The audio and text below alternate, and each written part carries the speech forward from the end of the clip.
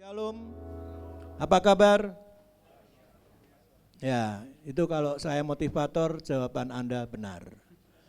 Saya bukan motivator Bapak Ibu, saya penyampai firman. Jadi kalau saya nanya, apa kabar saudara? Bersama Yesus luar biasa. Nah itu, amin.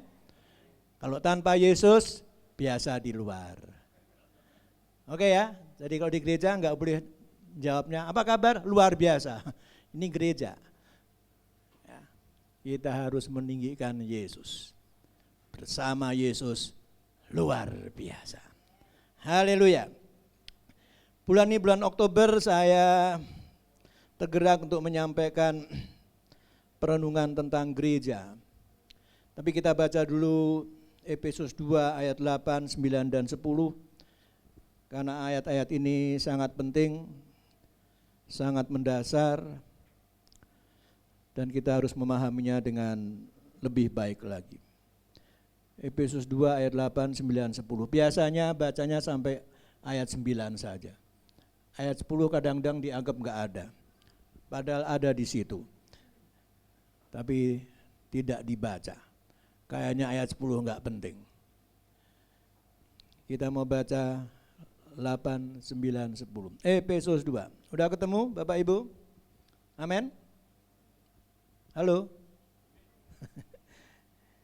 Kita baca sama-sama ya. 1, 2, 3. Sebab karena kasih karunia kamu diselamatkan oleh iman. Itu bukan hasil usahamu, tetapi pemberian Allah. Itu bukan hasil pekerjaanmu. Jangan ada orang yang memegahkan diri.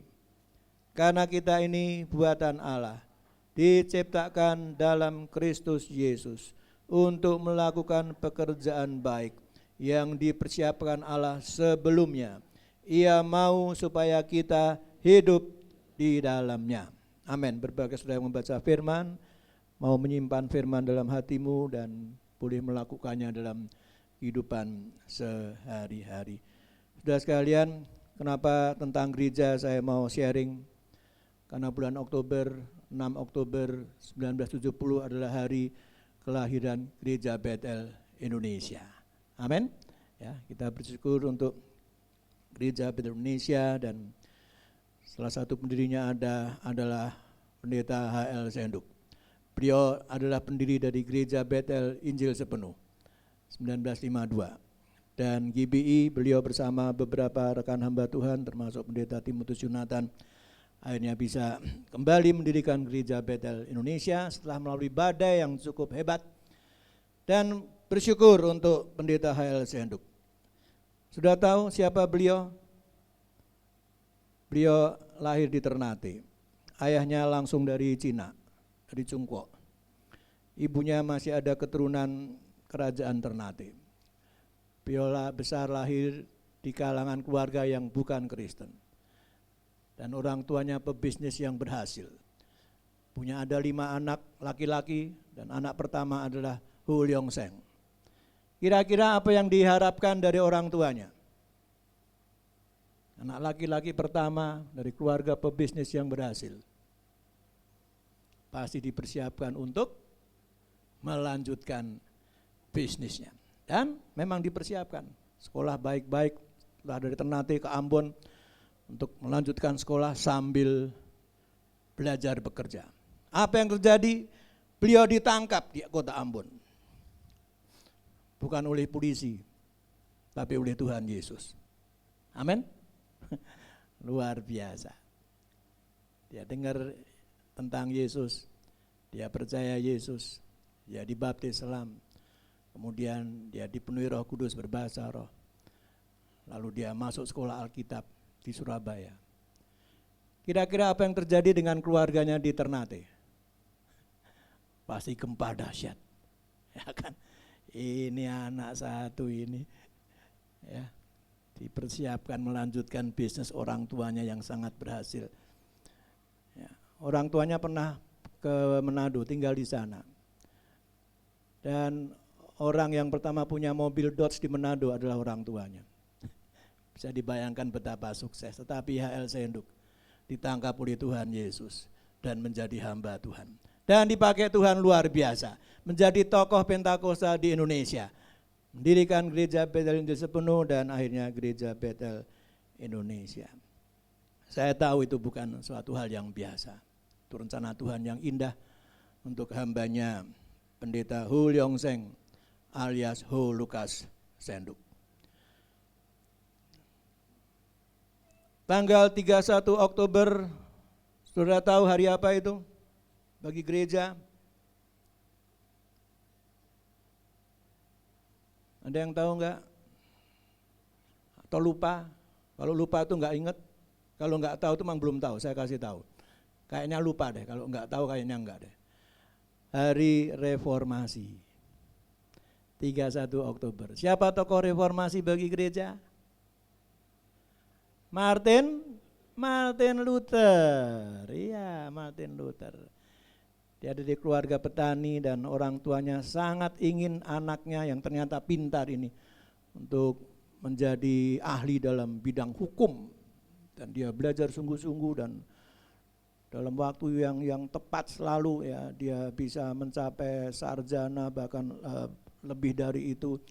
Dan ketika siap untuk tingkat yang lebih tinggi lagi, satu hari tatkala dia pulang dari sekolahnya, ya, ada badai yang besar dan ada petir yang menyambar, hampir aja dia tersambar dan mati. Tapi ketika petir menyambar dia dekat sekali, dia spontan berseru, Tuhan tolong, dan saya nanti jadi biarawan. Wah. Biasa ya, dalam keadaan kepepet, kejepit biasanya kita suka mengucapkan janji yang kepada Tuhan sebenarnya disebut nasar ya. Dan ternyata Martin Luther konsisten. Setelah itu dia tidak lanjutkan kuliahnya, dia masuk biara. Bisa dibayangkan keluarga besar Martin Luther? Orang tuanya tentu marah, tentu jengkel, tentu kesel. Tapi itulah Martin Luther. Dan dia serius mempersiapkan diri. Waktu itu yang ada baru Roma Katolik ya. Dia serius di biara, dia baca kitab suci, dia doa, puasa. Ya, dia semua ritual agama di biara dia lakukan dengan sungguh-sungguh. Karena dia rindu untuk mendapatkan damai. Damai dari Allah, dia cari itu dengan sungguh-sungguh. Tapi dia enggak pernah dapatkan. Segala ritual spiritual dilakukan, bahkan sampai menyiksa diri, askese, tapi damai enggak dapat. Dia ingin mencari damai tapi enggak dapat. Ada lagu kan? Ke gunung, kudaki lembahku, turuni samudraku, seberangi mencari damai, tapi enggak dapat. Kenapa? Karena damai itu Tuhan yang memberi, bukan manusia yang cari. Manusia cari dengan kerinduan yang besar seperti apapun, enggak akan bisa dapat. Kenapa? Karena manusia sudah terpisah dari Allah karena dosa. Dan Allah adalah sumber damai sejahtera. Kalau masih terpisah dari Allah, sumber damai sejahtera, ya enggak akan dapat damai sejahtera. Kecuali kalau manusia dipulihkan lagi hubungan dengan Allah, dia pasti akan dapatkan damai sejahtera. Dan akhirnya dia baca kitab suci, khususnya surat Roma. Surat Roma itu memang surat yang paling lengkap yang ditulis oleh Paulus. Pasal 1 sampai 11 itu isinya dogmatika, doktrin. Pasal 12 sampai 16 itu etika. Dan dia baca, dia surat Roma itu memang favoritnya, dan akhirnya dia temukan Roma 1 ayat 16 dan 17. Kita baca sama-sama. Ini ayat yang membuat Martin Luther sadar akan kesalahannya. Dan itulah anugerah Tuhan yang mencelikan dia. Roma 1 ayat 16-17. Sebab aku mempunyai keyakinan yang kokoh dalam Injil. Karena Injil adalah kekuatan Allah yang menyelamatkan setiap orang yang percaya. Pertama-tama orang Yahudi, tapi juga orang Yunani. Sebab di dalamnya nyata kebenaran Allah yang bertolak dari iman dan memimpin kepada iman, seperti ada tertulis, orang benar akan hidup oleh iman. Dia temukan ternyata hal yang paling penting bagi manusia adalah beriman, percaya. Percaya kepada Injil, Injil yang berpusat pada Yesus Kristus, dan dia akan mendapat keselamatan. Dia baca dan dia yakin dan dia coba amati pengajaran gereja waktu itu, dan dia pikir ini kayaknya ada yang salah ini. Ini harus diluruskan. Dan terus dia terus berdoa bergumul, dan akhirnya sudah sekalian dia penuh keyakinan bahwa manusia berdosa hanya akan selamat dengan iman kepada Yesus Kristus. Manusia berdosa akan selamat menerima damai sejahtera oleh karena anugerah Allah yang memberikannya, mengaruniakannya. Dan dia percaya semua itu ada di dalam Alkitab. Itulah sebabnya semboyan yang saudara pasti pernah dengar, sola fide, sola gratia, sola scriptura. Pernah dengar kan? Pernah belum? Kalau belum kan saya barusan ngucapin, masa enggak dengar? Fide itu soal iman, gratia itu anugerah, scriptura itu Alkitab. Ya. Jadi akhirnya dia rindu untuk mengajak gereja kembali kepada Alkitab. Dan dia akhirnya menulis 95 dalil. Dia pakukan di pintu gereja di Wittenberg 31 Oktober 1517. Sebetulnya apa yang dia pakukan itu suatu undangan untuk mengajak diskusi, coba untuk merenungkan kembali ajaran yang selama itu sudah diberikan. Dan akhirnya kita tahu bahwa setelah peristiwa itu Martin Luther berusaha untuk berdiskusi dengan para tokoh gereja waktu itu, Roma Katolik, para paus, tapi enggak pernah ada titik temu. Akhirnya Martin Luther dikeluarkan tanggal 15 Juni 1520 dengan akte ex cursu domina. Dan dia bakar ijazahnya, dia bilang oke, saya akan bakar ini karena ini enggak penting. Kecuali kalau bisa setuju dengan apa yang dia temukan.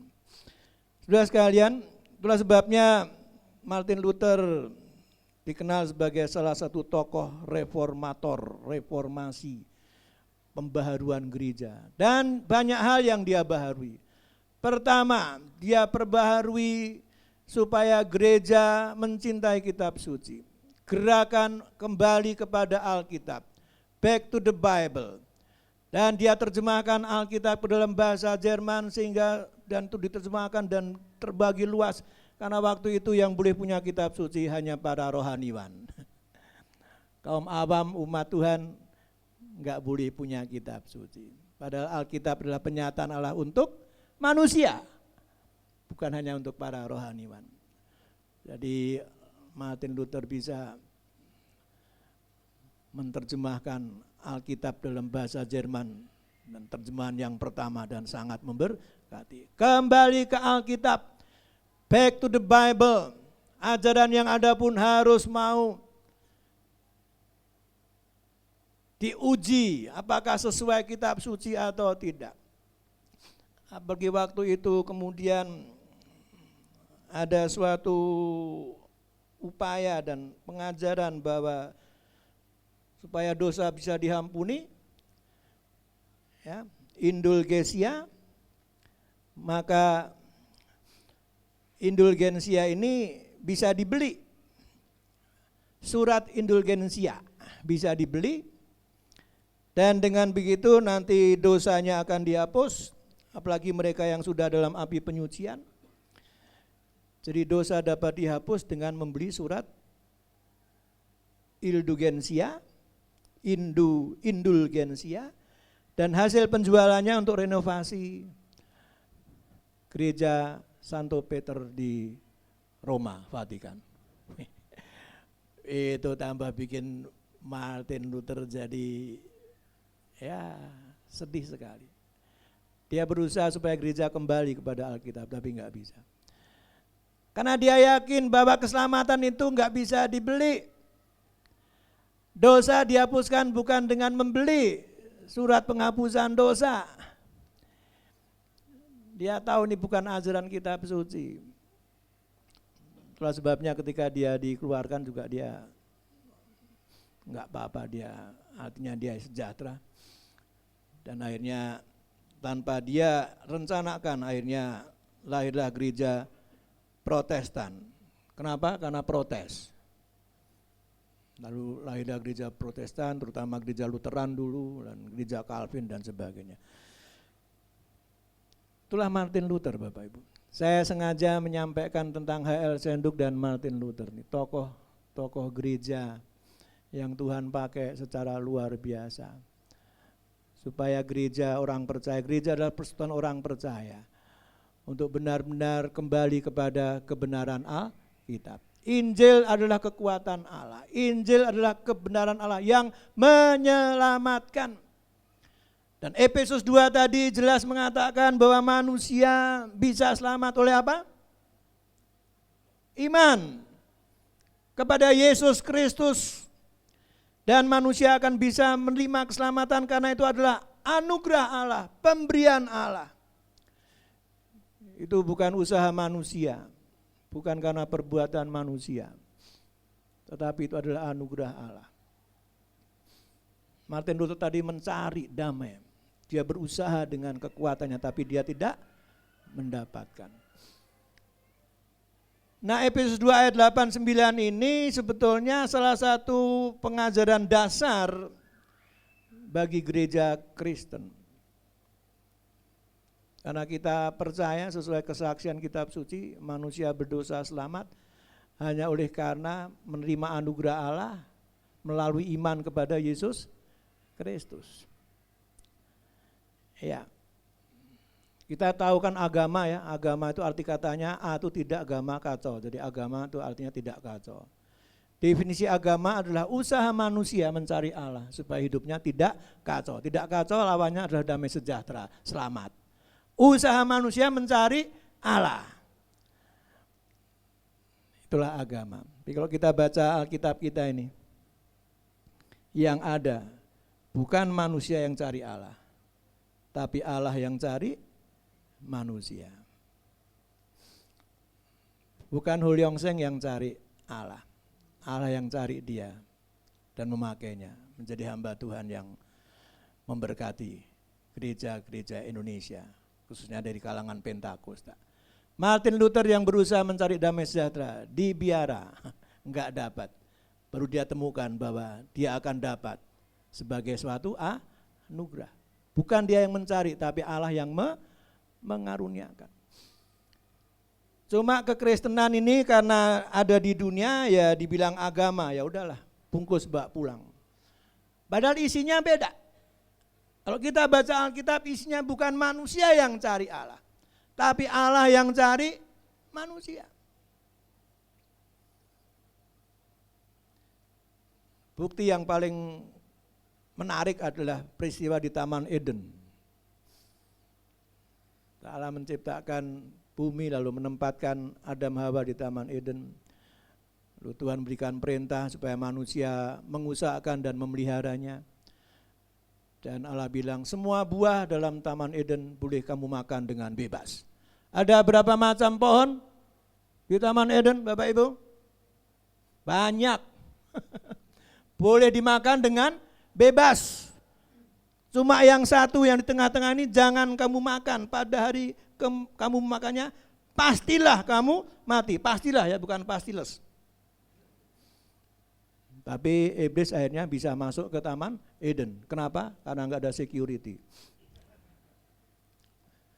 Lalu iblis yang memakai ular lalu mengadakan komunikasi dengan Hawa. Dan kalau dibaca Kejadian 3, kerjaan iblis dari dulu sampai sekarang sama. Selalu nambah-nambahin dan ngurang-ngurangin firman Tuhan. Iblis bilang, kan kamu nggak boleh makan buah yang lain kan? Iblis, Hawa bilang, nggak boleh. Cuma yang satu ini nggak boleh. Nanti mati ya. Tuhan bilang pasti mati, Hawa bilang nanti mati. Nanti itu bisa ya, bisa enggak. Lalu iblis bilang, tahu enggak? Sekali-kali kamu tidak akan mati. Tuhan bilang pasti mati, iblis bilang sekali-kali kamu tidak akan mati. Justru kamu akan menjadi sama seperti Allah. Siapa yang akhirnya lebih dipercayai oleh Hawa ini? Apa yang Tuhan firmankan atau yang iblis katakan? Yang iblis katakan, karena kayaknya lebih masuk akal, lebih menarik.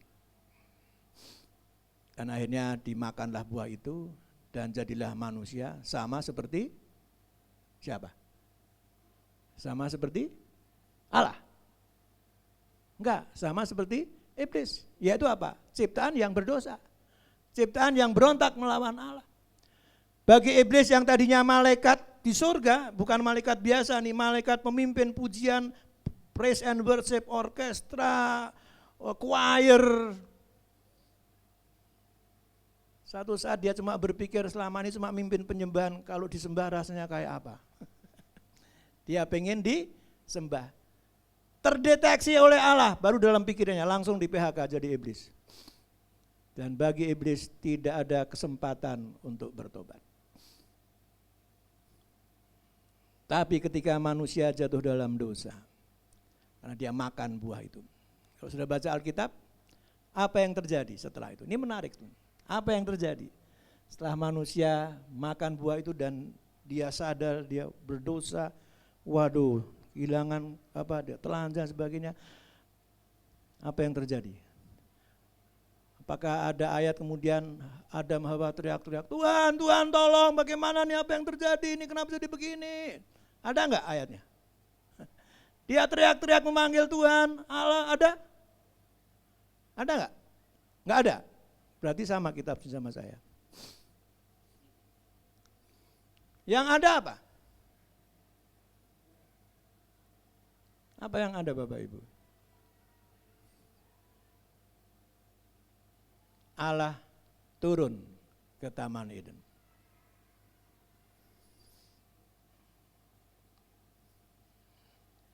Padahal dia bisa suruh malaikat. Kalau saya jadi Allah saya nggak mau turun.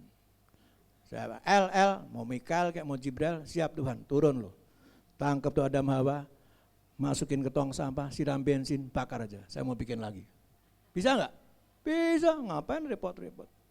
Dia sendiri turun ke Taman Eden Bapak Ibu. Lalu ada ayat, Adam di manakah engkau? Bukan artinya Allah nggak tahu Adam sembunyi di mana, tahu, tapi ayat tadi memang ditulis untuk menunjukkan, membuktikan bahwa Allah yang mencari, memanggil duluan. Adam di manakah engkau? Dia turun ke Taman Eden, dia mencari, dia memanggil. Dan baru Adam dan Hawa dalam ketakutan menghampiri Allah. Tadinya sebelum berdosa takut nggak kalau Allah datang ke Taman Eden? Enggak. Tapi kenapa jadi takut? Kenapa jadi malu? Karena sudah berdosa. Tapi Allah yang cari. Allah yang cari. Lalu Allah meminta pertanggungan jawab kan? Dan ternyata manusia cuma jawab dan gak mau nanggung. Biasalah dari dulu sampai sekarang sama. Adam, apa yang kau kerjakan? Apa jawab Adam?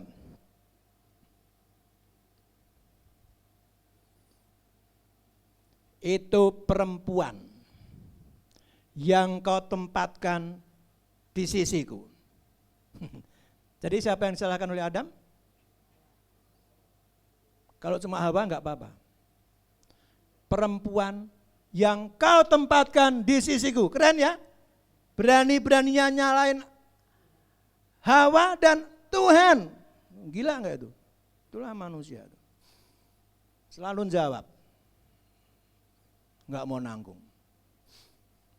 Hawa ditanya, jawabnya apa? Sama, itu ular. Ular. Lalu Tuhan nanya sama ular, ya kan? Apa kata Tuhan sama ular? Tuhan nanya enggak sama ular? Nanya enggak sama ular? Nanya? Nanya apa enggak? Yang benar, yakin. Baca kitab sucinya dengan teliti karena itu. Allah nanya sama ular? Enggak ada urusan Allah dengan ular. Urusan Allah dengan manusia. Mahkota ciptaan yang diberi kemuliaan, yang diberi otoritas, yang diberi kekuasaan. Allah enggak ada urusan dengan ular, dengan iblis, dengan makhluk apapun, enggak ada urusannya. Allah urusannya dengan manusia karena ini mahkota ciptaan yang paling dikasihi. Sehingga tatkala manusia berdosa dia turun, dia masih cari. Malaikat berdosa dibiarin aja. Ketika manusia berdosa dia turun, dia cari, dia minta pertanggungjawaban, dia tanya baik-baik, jawabnya kayak begitu. Dan Allah harus mengadili. Kenapa Allah harus mengadili? Kenapa Allah menghukum? Karena Allah itu adil, ya kan? Dan untuk Allah nggak bisa disuap, disogok, KUHP, kasih uang habis perkara, nggak ada. Di dunia manusia bisa tidak tersentuh oleh hukum, nggak apa-apa. Satu hari harus bertanggung jawab di pengadilan Allah. Allah harus menghukum karena Allah adil. Tapi setelah itu apa yang terjadi? Allah membuat janji kepada manusia. Biasanya kalau dua pihak berjanji itu selevel ya. Pihak satu, pihak dua sederajat. Ini Allah membuat janji. Apa janji Allah kepada manusia? Ciptaan yang dari debu yang sudah berdosa, yang melawan Allah. Dan Allah pencipta yang maha kudus, yang maha kuasa membuat janji kepada manusia. Apa janjinya?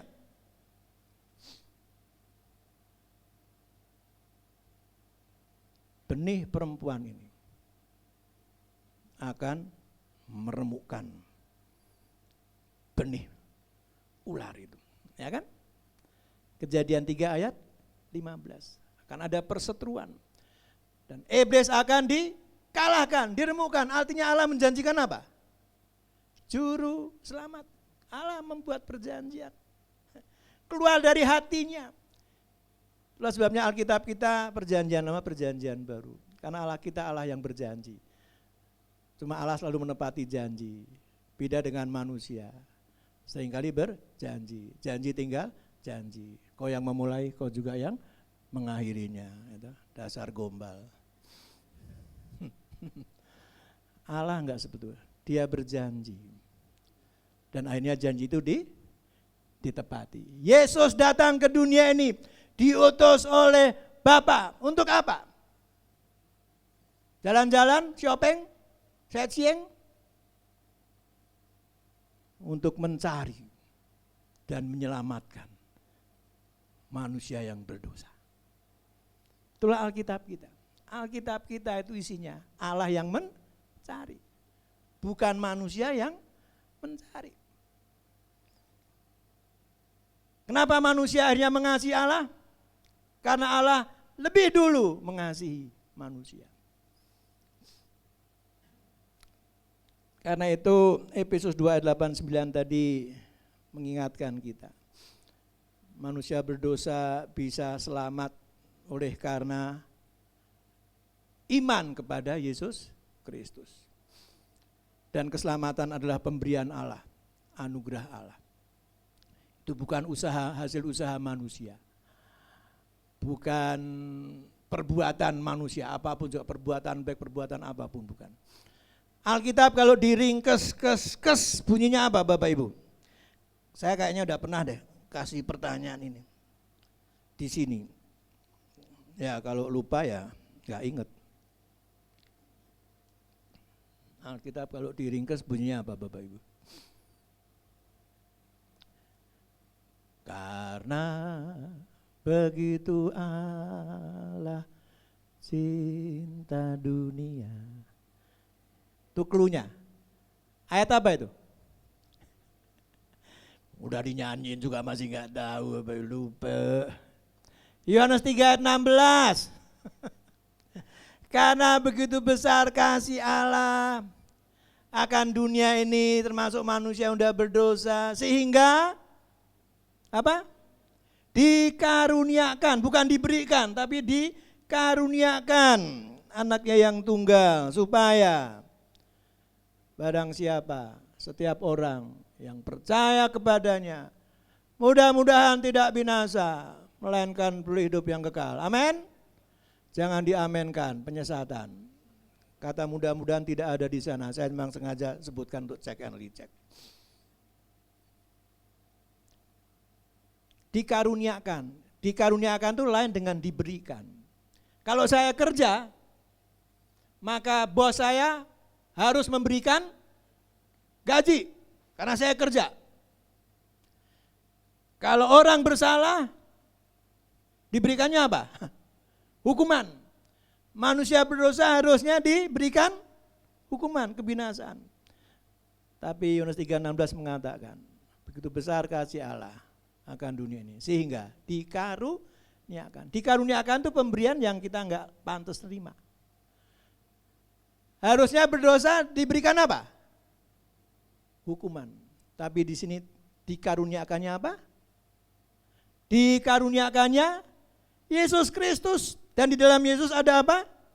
Hidup kekal, keselamatan. Itu Alkitab isinya itu. Karena Allah mengasihi, dia mencari, udah ketemu pun ya mesti dihukum, tapi setelah itu dia memberikan janji bahwa bagi manusia berdosa masih ada kesempatan untuk dipulihkan, untuk bertobat. Puji nama Tuhan. Itulah isi Alkitab kita. Karena itu Martin Luther ingatkan kembali kepada Alkitab. Apa yang Alkitab katakan. Lebih percaya kepada firman Tuhan atau perkataan dunia ini, perkataan manusia, para filsafat. Sebaiknya lebih baik percaya firman Tuhan. Puji nama Tuhan. Jadi sudah sekalian, itulah keselamatan. Karena hal yang terpenting dalam hidup manusia apa? Apa yang dicari oleh manusia dalam hidup ini? Keselamatan. Keselamatan seutuhnya. Dan puji Tuhan bahwa manusia yang mencari tidak bisa menemukannya. Hidupnya tetap kacau, makin kacau. Tapi puji Tuhan Allah telah mencari.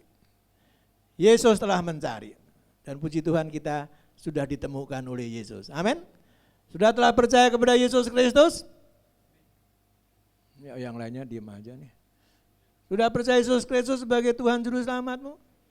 Amin. Sehingga lewat imanmu, ya, engkau diselamatkan. Menerima keselamatan yang adalah anugerah Allah. Itu kata kitab suci. Karena itu sekali percaya Yesus, tetap percaya Yesus. Karena hanya lewat percaya kepada Yesus. Dan hanya Yesus. Tidak ada Yesus plus apa, enggak ada. Hanya percaya kepada Yesus. Kepada nama Yesus. Bukan Yesus plus, yang ada kus plus. Alkitab bilang hanya Yesus. Satu-satunya juru selamat. Satu-satunya pengantar dan cukup Yesus. Christ is enough. Ini hal yang sangat mendasar, yang prinsip Bapak Ibu. Dan kita harus tahu ini. Karena akan ada banyak pengajaran.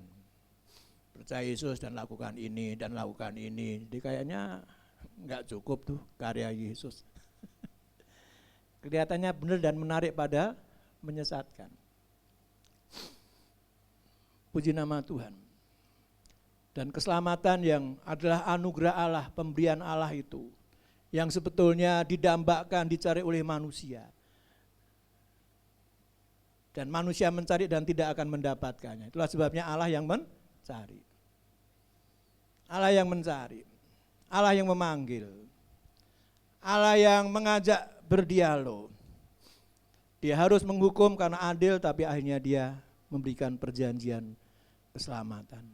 Dan puji Tuhan, kita telah selamat. Jadi ayat 89 itu dari Efesus 2 itu sangat penting, yang membedakan keyakinan kita dengan keyakinan yang lain. Dalam agama Yahudi pun saudara sekalian diajarkan bahwa manusia berdosa dibenarkan oleh karena ketaatannya kepada hukum-hukum Taurat. Jadi yang membenarkan dia apa? Ketaatannya kepada hukum Taurat. 10 firman, padahal enggak ada seorang pun yang bisa melakukan 10 firman dengan sempurna. 9 bisa dilakukan kata Yakobus, 1 enggak bisa, berarti batal.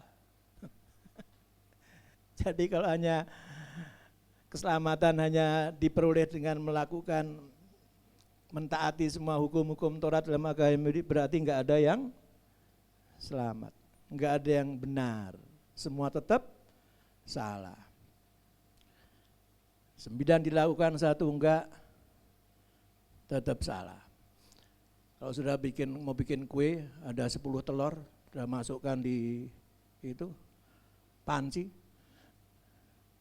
9 telur bagus, 1 telur busuk, masuk ke situ, jadi apa? Jadi busuk semua kan? Udah cuma 1 yang busuk, 9 yang baik jadi busuk semua. Jadi kesimpulannya tidak ada seorang manusia yang berdosa bisa mendapatkan keselamatan damai sejahtera dengan usahanya sendiri. Dan Alkitab kita mengatakan Allah yang penuh kasih, Allah mencari. Dan Allah mau menyelamatkan, memulihkan.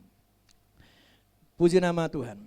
Nah, memang dalam ajaran gereja Kristen, maka ini ajaran yang paling penting. Karena semua manusia pengen selamat. Ada yang gak pengen selamat di sini?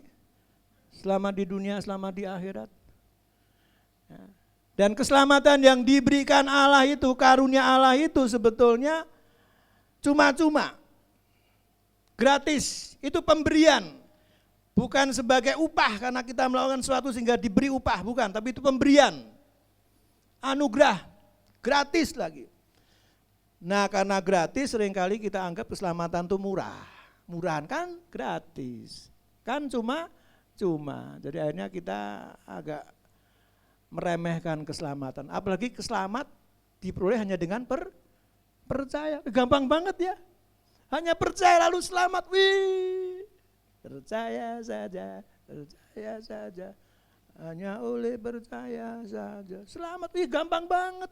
Yang lainnya melakukan ini, melakukan itu supaya selamat. Kita cuma percaya saja dan selamat. Karena keselamatan adalah anugerah Allah, pemberian Allah. Sehingga akhirnya kita suka mengabaikan tuh keselamatan yang gratis tadi. Sekarang kita baca kesaksian Alkitab. Yesus pernah berkata, apa artinya seorang boleh memiliki kekayaan seluruh dunia, tapi jiwanya binasa?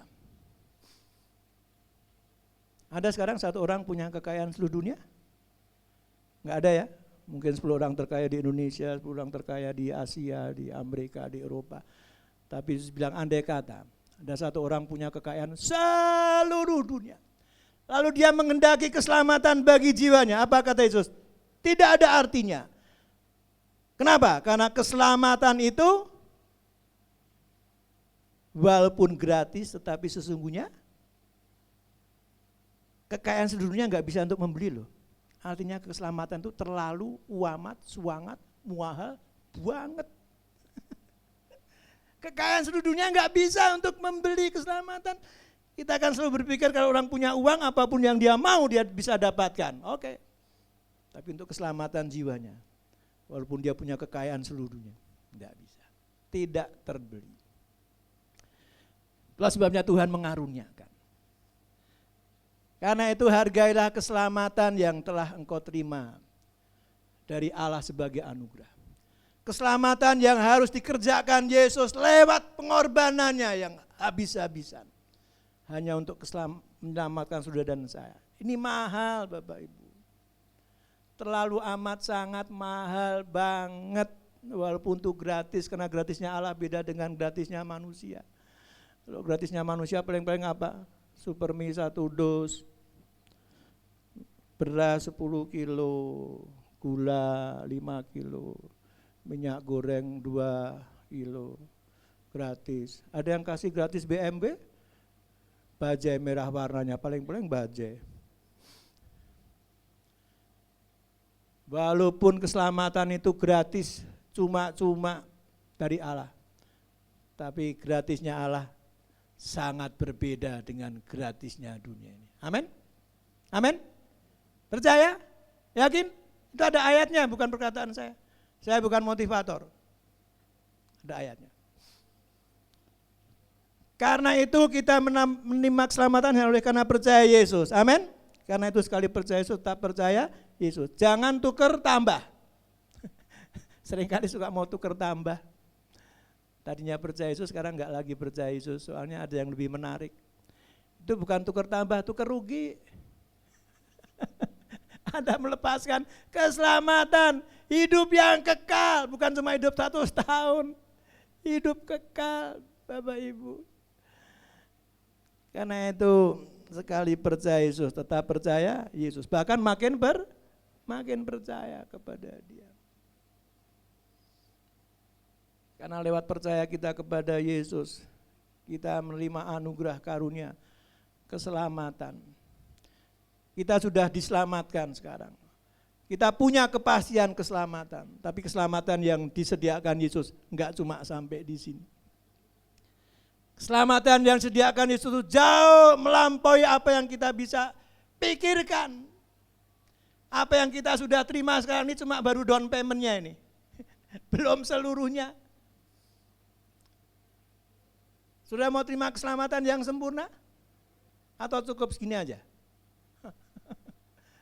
Baca kitab suci. Allah selalu memberikan yang terbaik bagi kita. Karena itu biar sekali percaya serta percaya Yesus, pelihara imanmu, kuatkan imanmu supaya engkau yang telah selamat makin menikmati keselamatan, makin menerima anugerah Allah lebih lagi. Sampai nanti Dia datang dan Dia akan berikan keselamatan secara sempurna. Oke, bagian kedua, terakhir, sukacita. Kenapa sukacita? Terakhir soalnya. Ini bagian kedua ini enggak kalah pentingnya nih. Bagian kedua itu ayat 10. Karena ayat 89 tadi kan jelas mengatakan kita selamat oleh karena iman kepada anugerah Allah, itu bukan usaha kita, itu bukan perbuatan kita. Selamat hanya oleh iman, sola fide, sola gratia, sola scriptura. Dan akhirnya kita berpikir yang lain untuk selamat harus berbuat baik. Kalau kita kan untuk selamat cukup beriman, ya kan? Lalu pertanyaannya, perbuatan baik penting enggak buat kita? Perbuatan baik perlu enggak? Kalau yang lain berbuat baik supaya selamat, kalau kita kan enggak perlu. Enggak usah berbuat baik pun sudah bisa selamat dengan percaya. Pertanyaan saya, ayat 10 ini sebetulnya jawabannya nih, tapi jarang dibaca karena enak sih ayat 89. Cukup percaya saja dan selamat. Enggak perlu berbuat baik lah gitu. Ini nih yang ajaran begini harus diluruskan nih. Kita selamat oleh iman, amin, kepada Yesus, bukan oleh karena perbuatan kita, amin. Pertanyaan saya, setelah selamat lalu apa? Anda sudah selamat? Udah atau belum? Mudah-mudahan, semoga, atau sudah? Pasti selamat. Setelah selamat lalu apa? Anda masih hidup di dunia ini. Setelah selamat lalu apa? Selamat oleh karena iman kepada Yesus, amin. Betul.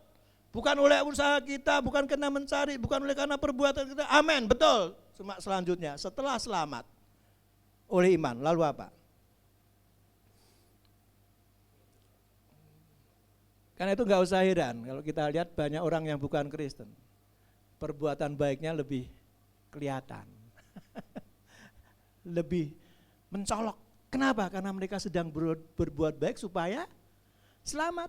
Nah yang Kristen setelah selamat karena iman, nggak berbuat baik karena mereka pikir kan nggak perlu berbuat baik. Selamatkan oleh iman, bukan oleh karena perbuatan. Nah yang begini ini kelihatannya benar tapi salah.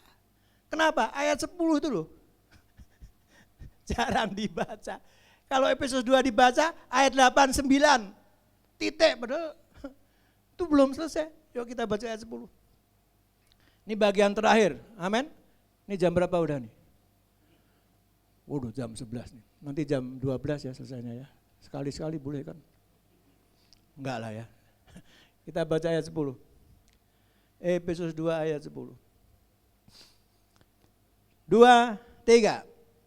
Karena kita ini buatan Allah, diciptakan dalam Kristus Yesus untuk melakukan pekerjaan baik yang dipersiapkan Allah sebelumnya. Ia mau supaya kita hidup di dalamnya.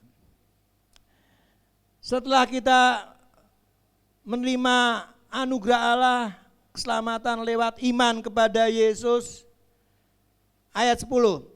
Jadi kita ini ciptaan Allah, amin.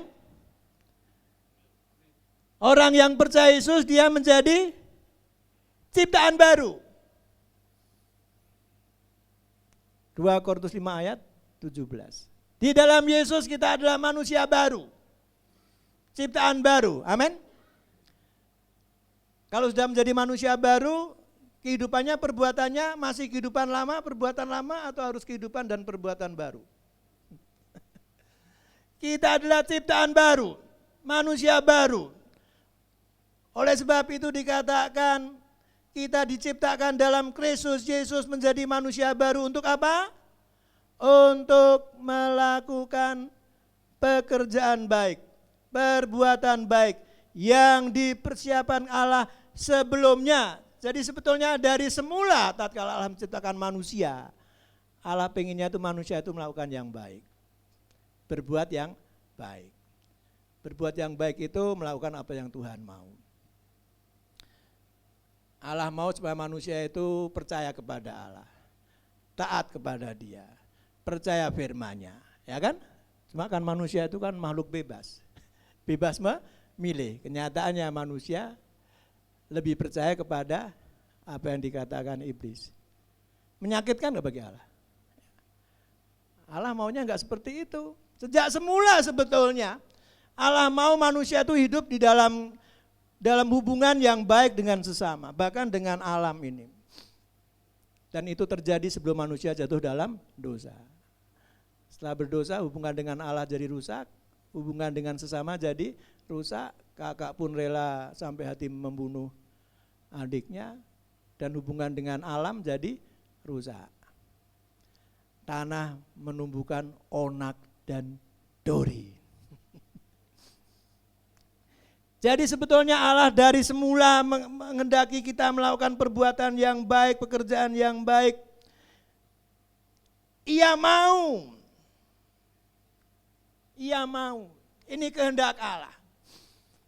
Oke, jadi begini Bapak Ibu. Jadi setelah kita selamat oleh karena iman kepada Yesus, dan itu adalah anugerah Allah, pemberian Allah, bukan upaya usaha kita, bukan perbuatan kita. Oke, selesai.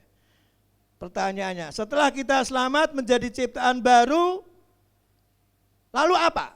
Kita perlu berbuat baik gak nih? Setelah selamat perlu berbuat baik gak? Perlu? Amin. Walaupun kita selamat bukan oleh karena perbuatan kita. Selamat oleh iman. Tapi setelah selamat Anda harus berbuat baik. Kenapa harus berbuat baik? Sebagai bukti bahwa kita ciptaan baru. Ciptaan lama selalu berbuat jahat. Ciptaan baru harusnya beda dong. Ya kan? Bahwa kita udah menjadi manusia baru. Yang kedua, memang Allah maunya, kehendaknya dari dulu. Manusia itu melakukan pekerjaan yang baik dari dulu sebetulnya. Jadi dikembalikan lagi kepada posisi semula. menjadi manusia baru yang melakukan pekerjaan baik, perbuatan baik, yang mengasihi Allah, yang bisa menghormati sesamanya. Hubungan dengan lingkungan pun juga jadi baik. Allah mau, itu kehendak Allah untuk berbuat baik. Dan alasan lainnya lagi, kalau sudah diselamatkan, diberi keselamatan yang mahal itu, harusnya kita berterima kasih enggak sama Allah? Ya, mau mengucap syukur enggak? Kita mau memuliakan Dia kan? Amin. Gimana cara memuliakan Allah? Apa cukup di gereja? Praise and worship, muliakan Allah. Oh, nyanyi dengan penuh hati, dengan penuh perasaan. Cukup itu? Enggak cukup. Memuliakan Allah itu enggak cuma dalam ibadah. Baca Matius 5 ayat 16. Baca. Kita baca sama-sama. Kenapa harus berbuat baik setelah selamat? Pertama, bukti bahwa kita sudah menjadi manusia baru. Yang kedua, memang kehendak Allah kita berbuat yang baik. Yang ketiga, kita baca, demikianlah hendaknya terangmu bercahaya di depan orang, supaya mereka melihat perbuatanmu yang baik dan memuliakan Bapakmu yang di surga. Seringkali dunia juga melihat, orang juga melihat bahwa kita orang Kristen tetapi melakukan perbuatan yang jahat. Sehingga Bapak dipermalukan. Apakah itu balasan kita kepada Bapak yang begitu mengasihi kita? Yang telah mengaruniakan keselamatan yang mahal itu. Lalu kita melakukan perbuatan jelek, jahat, sehingga nama Bapak dibawa-bawa, dipermalukan. Karena dunia juga lihat apa yang kita perbuat. Tapi kalau kita bisa melakukan perbuatan baik, dan orang tahu ini orang Kristen ini orang yang percaya Yesus dan berbuat baik, nama Bapak dipermuliakan, sudah memuliakan nama Bapak. Amin. Enggak cuma lewat pujian dan penyembahan di ibadah, tapi juga lewat apa? Perbuatan hidup sehari-hari. Jadi berbuat baik itu penting enggak Bapak Ibu? Penting, walaupun tidak menyelamatkan. Amin. Karena Alkitab mengajarkan Anda selamat bukan oleh karena perbuatanmu, tapi Anda selamat oleh karena iman kepada anugerah Allah yang memberikan Yesus Kristus, dan kita mau percaya Yesus sebagai juru selamat. Kita selamat. Tapi setelah selamat harus berbuat baik. Jadi harusnya orang Kristen berbuat baiknya sama yang bukan Kristen lebih banyak yang mana mestinya? Yang lain berbuat baik supaya selamat, sedangkan Anda itu sudah selamat. Harusnya lebih banyak yang mana? Yang sudah selamat harusnya. Tapi kenapa seringkali banyak jemaat tidak berbuat baik? Karena enggak diajarkan. Pengajarannya enggak lengkap. Cuma soal iman dan anugerah aja. Soal perbuatan, oh jangan Anda selamat bukan karena perbuatan. Enggak penting, enggak perlu perbuatan Anda. Itu kalau ngajarnya begitu ya harus back to the Bible. Kembali kepada Alkitab. Karena sesungguhnya Alkitab mengajarkan setelah Anda selamat, Anda itu dipersiapkan dari dulu untuk melakukan perbuatan yang baik. Dan Allah mau, Allah rindu, Allah berkehendak Anda yang telah selamat itu melakukan perbuatan baik. Karena dengan perbuatan baik yang kau lakukan dan orang lain melihatnya, dunia melihatnya, nama Bapakmu dipermuliakan. Amin. Hidupmu jadi punya arti loh. Sangat berarti. Tuhan tolong kita ya Bapak Ibu ya. Seringkali orang Kristen tidak berbuat baik bukan karena mereka enggak mau, mereka enggak tahu bahwa harus berbuat baik. Dipikirnya enggak perlulah. Selamat oleh iman kok, bukan oleh perbuatan. Lalu akhirnya enggak berbuat baik. Sola fide, sola gratia, sola scriptura. Memang selamat oleh iman kepada Yesus anugerah Allah. Tapi setelah selamat, Kita harus berbuat baik. Hidup yang menyenangkan hati Tuhan, memuliakan Dia. Itu kata Alkitab. Maju terus ya Bapak Ibu. Amin. Tetap percaya Yesus. Sekali percaya Yesus, tetap percaya Yesus. Jangan tukar dengan yang lain. Anda rugi loh. Rugi. Keselamatannya mahal. Dan Yesus gak cuma mati dan bangkit, tapi dia naik ke surga. Lalu apa kata Yesus sebelum dia naik ke surga? Aku akan pulang, pergi ke Bapa, dan aku akan menyediakan tempat di sana. Di rumah Bapakku sedikit tempat atau banyak tempat? Ah, yang benar, yakin. Yohanes 14 ya kan, ini sering dibaca dalam kebaktian orang mati. Tapi saya senang baca dalam kebaktian orang hidup. Yang mati mah udah mati aja. Yohanes 14 ayat 2, di rumah Bapakku, itu kalau orang Jawa yang ngomong enak, banyak tempat. Kalau tidak demikian, aku tentu mengatakannya kepadamu. Artinya apa? Yesus gak pernah dusta. Kalau dia bilang sedikit, benar-benar sedikit. Kalau dia bilang banyak, betul-betul banyak. Yesus gak pernah berdusta. Karena itu jangan ada dusta di antara kita. Karena sesungguhnya nenek moyang pendusta, siapa itu? Iblis. Jadi kita boleh menjadi orang Kristen tetapi anak iblis karena sering berdusta. Begitu? Jangan dong, Yesus sedih. Berdusta itu perbuatan baik atau jahat? Yesus mau supaya kita berbuat yang baik. Jangan berdusta. Amin. Ya, berbuat yang baik. Banyak tempat. Iblis berusaha untuk terus mengajak manusia, membuat manusia untuk tidak percaya kepada Tuhan dan firman-Nya. Strateginya tetap sama dari dulu sampai sekarang. Dia berusaha supaya kita yang tadinya percaya firman Tuhan menjadi ragu-ragu, lalu menjadi enggak percaya dan akhirnya tidak melakukan firman Tuhan. Karena tujuan akhir iblis apa? Dia sebenarnya takut sendirian di neraka. Dia cari teman yang banyak. Kalau rame-rame dihukum kan seru gitu kan ya. Dia cari teman supaya neraka penuh orang-orang yang menemani dia. Sedangkan Yesus datang ke dunia mencari dan menyelamatkan untuk apa? Untuk membawa orang yang percaya kepada Dia tinggal di surga. Sudah selamat? Sudah selamat? Amin. Pelihara keselamatanmu. Amin. Berarti udah punya jatah di surga dong ya. Karena udah percaya Yesus kan? Amin. Cuma masalahnya tempatnya masih banyak Bapak Ibu. Sudah mau bagikan, ceritakan kepada yang lain enggak? Mau rumah enggak lu? Di mana? Kalau promosi rumah paling banyak sekarang, apalagi investasi yang paling menguntungkan kayaknya rumah sekarang ya. Sudah pernah enggak sampaikan kepada yang lain? Mau enggak rumah? Di mana? Di surga. Ah, surga? Iya. Banyak tuh tempatnya. Di surga. Sama-sama Yesus. Itu berbuat baik gak kira-kira? Oh, perbuatan baik.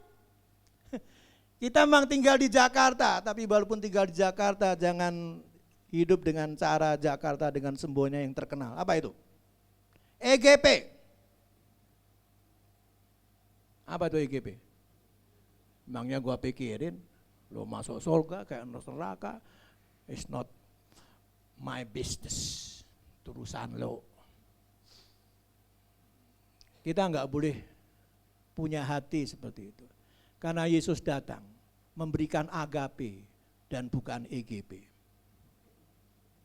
Amin. Agape yang dia berikan, bukan EGP.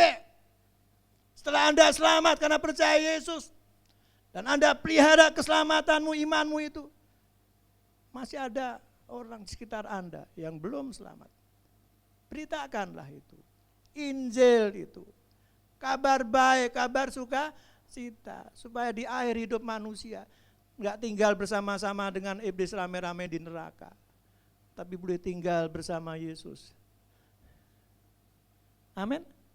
Bayangkan andai kata akhirnya kita tidak menyampaikan berita sukacita dan akhirnya neraka yang penuh. Surga yang masuk cuma sedikit. Yesus kira-kira senang apa sedih? Sedih ya? Aduh, saya udah habis-habisan nih ngerjakan semuanya, diain semua. Tempatnya banyak yang tinggal cuma sedikit. Pasti sedih ya Yesus ya. Sudah mau menyenangkan hati Yesus? Amin. Mau menyenangkan hati dia? Beritakan ini bagi yang lain. Bahwa Yesus satu-satunya juru selamat di bumi sampai di surga. Hanya dia yang sanggup menyediakan rumah di surga. Enggak ada kontraktor manapun, enggak ada. Kontraktor tunggal cuma satu di sana, Yesus Kristus. Enggak ada asuransi jiwa yang bisa ngurusin sampai ke surga, walaupun ada yayasan kematian heaven. Ada kan heaven. Sampai ke heaven enggak? Cuma namanya aja heaven. Enggak nyampe ke heaven. Gereja adalah persekutuan orang yang percaya Yesus, yang dipanggil keluar dari gelap masuk ke dalam terang yang ajaib, sehingga kita ada dalam keluarga terang ini. Tapi setelah itu Yesus mengutus kita untuk masuk lagi ke dalam dunia. Karena kamulah terang dunia. Jangan menikmati terang itu sendiri. Kau ingin tetap di sini. Ya, kapan perginya? Kapan beritakan keselamatan bagi yang lain? Anda sudah selamat, punya kepastian keselamatan. Yang lain belum. Orang-orang mungkin di keluarga Anda belum. Sampaikan dong, beritakan. Supaya Yesus juga disenangkan, amin. Supaya surga penuh. Jangan neraka yang penuh. Tuhan berkati ya. Berdoa terus untuk gereja, amin. Baik gereja Bethel Indonesia dan para pemimpinnya tingkat nasional, daerah, pemimpin gereja lokal, gereja-gereja di Indonesia. Karena kita dipanggil ya untuk menerangi dunia ini dengan berita keselamatan yang berpusat pada Yesus Kristus. Gereja harus mau mengkoreksi. Kalau dalam pengajarannya, dalam pelayanannya sudah mulai nyimpang, harus mau dikoreksi. Ingat Martin Luther, back to the Bible. Amin. Pelayanan kesaksian harus berpusat pada Yesus Kristus saja. Tidak boleh berpusat pada manusia. Yang namanya pendeta sekalipun enggak boleh. Kalau dalam pelayanan sudah pusatnya manusia, itu sudah sesat. Kita harus berdoa dengan sungguh karena jadi pimpinan gereja itu enggak gampang. Doakan mereka. Amin. Mau mendoakan para pimpinan gereja? Doakan dengan sungguh supaya Tuhan berikan hati yang penuh kasih, takut Tuhan dan memimpin gereja sesuai dengan apa yang Tuhan mau. Sesuai dengan jalur firman Tuhan. Supaya mereka juga boleh memimpin umatnya pada jalur firman Tuhan. Tuhan berkati Bapak Ibu sekalian, kita akan berdoa nanti untuk gereja, baik gereja di sini, nih gereja New Wine International Church, mesti gitu ngomongnya kan ya. Untuk GBI yang ada di Indonesia dan mancanegara, dan untuk gereja-gereja yang ada di Indonesia dan dunia ini. Supaya gereja benar-benar menjadi gereja seperti apa yang Tuhan kehendaki dalam kitab sucinya. Amin. Sukacita? Karena sudah selesai. Oke. Mari kita beri bersama-sama, kita nyanyi.